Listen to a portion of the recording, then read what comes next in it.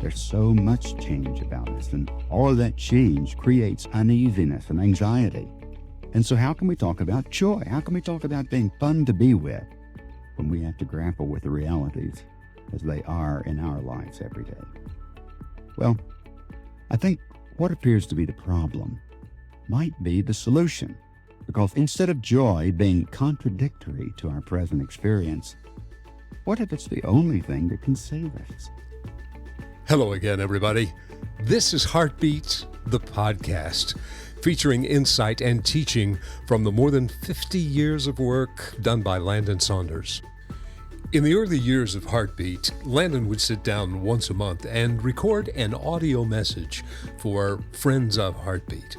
On today's episode, we dip back into the archive and drop in on one of those messages recorded for this time of year. Now, here's Landon. This is the time of year in which the word joy is on our lips, both in song and in word, and it is an emotion that we feel and that sort of picks us up. It's one that we wish we could have all year round. You may have heard me tell the story of a woman who came to me one night after I'd spoken, and she was so angry. She was also near tears. And her story was she'd had 2 sons. They're married, she said, now, and they have children, but I rarely ever see them, she said. And I reared them by myself. Their father never had time for them when they were small. He abandoned us altogether, finally, and I was left alone to rear the boys, and I did the best I could.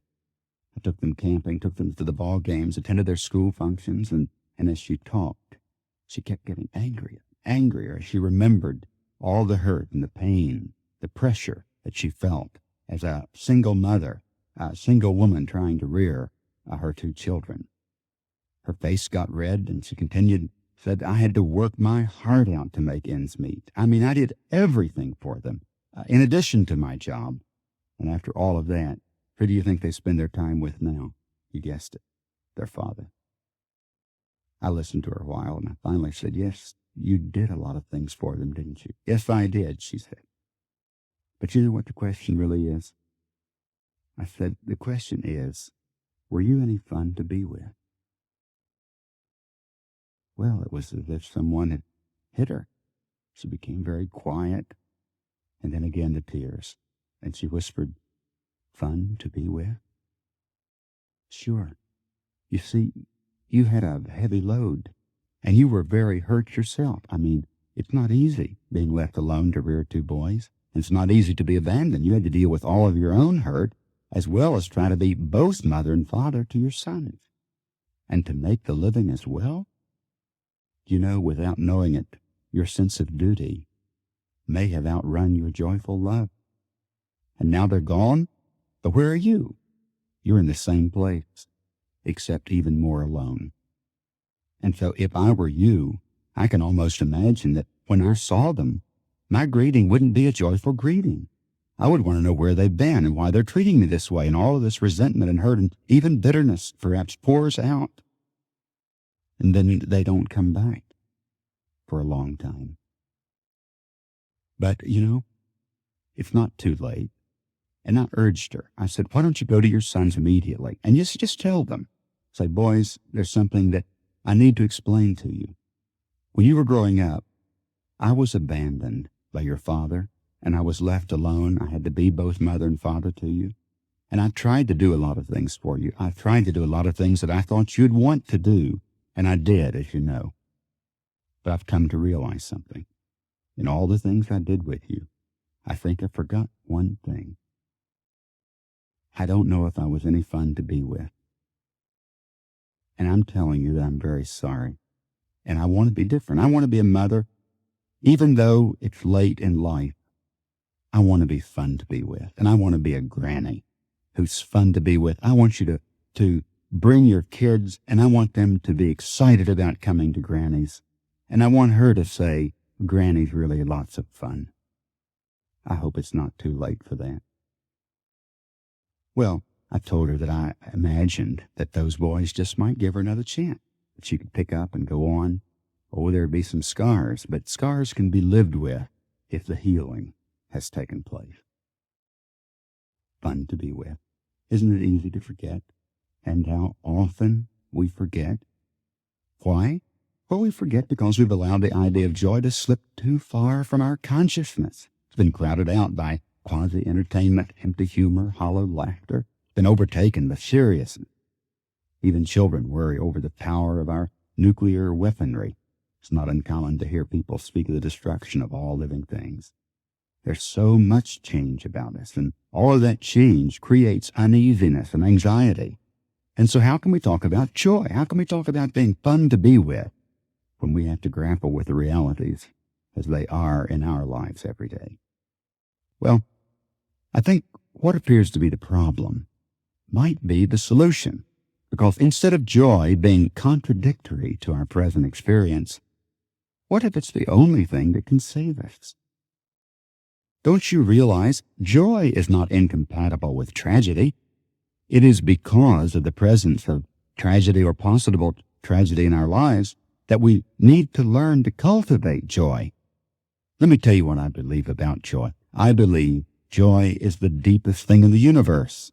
If it's possible, I think it's even deeper than love. I also believe it is the deepest thing in the human heart. Joy in a turbulent life is like the stillness of the ocean's depth during a horrible storm. It's there. It is untroubled. Joy is powerful. And when it's understood, it's the perfect antidote to anxiety and tragedy. Joy is the only thing I know before whom tragedy loses its steam. Landon will be back in just a moment. But first, we want to encourage you to visit our website, thisisheartbeat.com. You'll find additional information about Landon's work and resources that are also available. That's thisisheartbeat.com. Now, let's get back to Landon. How to be joyful? Yes, that's our task. And perhaps a button that I saw on a kid in a Chicago airport said it all. He came skipping through the airport and he had this great big button that said, "Get over yourself." Now that's what you have to do to become a champion laugher. You got to get over yourself. If you're always tense and high-strung, and I hope you're not self-centered. You know why? Because you're probably a terrible laugher. If you're self-centered and tense and all strung out all the time, you think you're any fun to be with? Forget that. What do you got to do? You got to get over yourself. And a critical part of getting over yourself is learning to laugh. And laughing is something that has to be learned. You're not just born with that capability. Oh, you can smile. Little babies soon after birth can smile. But that's not the same thing as really laughing. Why, I know people who say it takes as long as 40 years to learn to laugh. I know I've sure laughed a lot more since I've turned 40. I read that in some Zen monasteries, the novices are trained in laughing. They're taught that when they first get out of bed in the morning, they have to stand up immediately and get in this clownish stand and then laugh as loud and as hard as they can laugh at themselves. And as I read that, I thought, I don't think I've ever done that. I couldn't remember whether I had ever laughed at all upon awakening. And I thought, yeah, I'm going to try that. Well, the first morning, you guessed it, I forgot. It's hard to remember to laugh when you first wake up. But the next morning, I remembered it. And as soon as I woke up, I got up and got in the most ridiculous position possible, and I started laughing, just as loud and as deep as I could. Yeah, it felt a little awkward and strange, and I was awfully glad I was alone. But I'll tell you, it sure woke me up. And afterwards, I walked lightly across the room and felt lighter all day. Now, I know you can't wait till in the morning to try that. But let me give you a word of warning. If you sleep with someone, you'd sure better alert them the night before, because I'm not quite sure what they would think if you just suddenly jumped up out of bed and started laughing as hard as you could. People who live in triumph, they know how to laugh, and they know how to inject laughter into moments that otherwise to be tense and hostile. I was in Racine, Wisconsin, talking to a group about the importance of laughter, and I mentioned having to learn to laugh about the way my own hair continues to fall out a little more each year. And afterwards, a woman came up to me and said, my brother-in-law came to see us last week, and I hadn't seen him for 15 years. We were both a little nervous. Well, in those 15 years, would you believe it, all of his hair had fallen out. I reached up and sort of tweaked his head and said, "What's happened up here?" He said, "Lady, that's a solar panel for a sex machine." Well, he had learned to laugh at his baldness all right. And he had relaxed that whole family with that same sense of humor. And so if you look in the mirror and you get upset by what you see, hey, wait a minute. The problem may not be with you. The mirror, it's too small. The mirror of your mind, that is. The mirror is too small if all you can see is you and your baldness, if that's your problem. The mirror is too small unless it's big enough to reflect you and the whole universe, and especially you at home in the universe. This is the sense of well-being that lets you get over yourself and laugh deeply and enjoy life. And so just remember, you look in the mirror and the nose is too big. No, the nose isn't too big. The mirror of your mind is too small. If you've got one of those big noses, incidentally, I know exactly what to do with that, and it's not surgery. That's too expensive. Just love it a little more. The bigger the thing is, the more you got to love it. We have to bring a sense of joy to our lives. Ann Landers tells the story of the housewife who went to her basement to do her wash one morning. All the family was gone. She was still in her nightgown. She gets the washer loaded, and there's still some room, so she says to herself, "Oh, why not? I'll just take this nightgown off and wash it too." Well, as she stands there finishing up, a leaky pipe starts dripping on her head. So she reaches over and sees her son's football helmet, and she grabs it and pulls it down over her head. In a few moments, the media leader suddenly walks through the basement, glances over, and after a moment of total speechlessness, recovers enough to say, "Lady, I sure hope your team wins." We find ourselves sometimes in pretty ridiculous, even embarrassing tangles, don't we? Well, the next time you find yourself in one of these, laugh. Look at yourself in the mirror and say, "I sure hope your team wins." Have you ever thought about how hard it was to get started with your life in the world? Now, it wasn't so bad before you were born, because you were comfortably settled in a nice little cottage where everything was taken care of. You didn't have to think about anything, food, temperature, safety, and, boy, you were close to your mom. You had your first and last solid relationship that required no work from you. And then all of a sudden, you were thrust out of your home under very trying conditions as well. And it was your mother who did it. Now, immediately, your reliable food supply was also cut off, and an entirely new one began in its place. You had to make a lot of adjustments, and fast. And soon one of the biggest adjustments of all became apparent. You would spend the rest of your life trying to put solid relationship back together again. Something was wrong with the world, something that made relationship almost impossible.